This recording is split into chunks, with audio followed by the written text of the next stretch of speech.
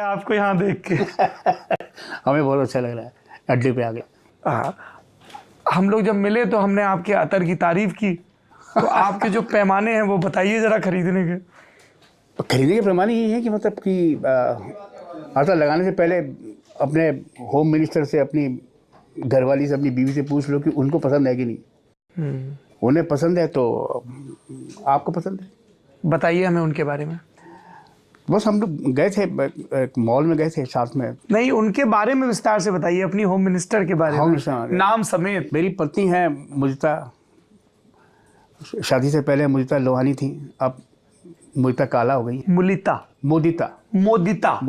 अच्छा। और आप कहिए कि मतलब ये बिल्कुल एकदम अरेंज मैरिज है।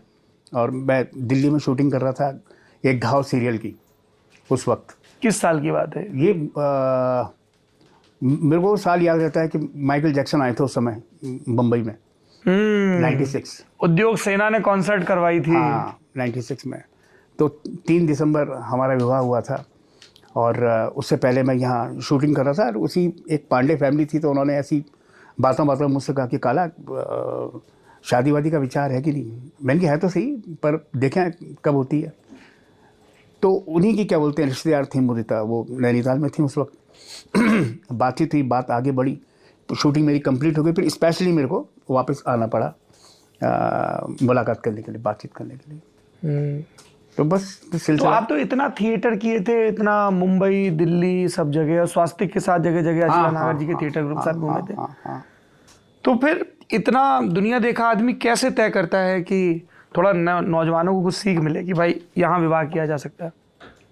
कुछ नहीं, सीख क्या होता है कि मतलब कि हर किसी की ख्वाहिश होती है जीवन में ना कि वो जो भी कार्य कर रहा है ना, जिस तरह से वो उसमें तो है ही, लेकिन वो चाहेगा कि वो जीवन संगिनी उसकी, जैसे कि मेरा मन था कि मैं, क्योंकि उत्तराखंड को बिलोंग करता हूँ, वहाँ मेरी पैदाइश है, लेकिन रहा मैं मथुरा में, ब्रिज में, तो कहीं ना कहीं पहाड़ रचा बसा था दिलो दिमाग में।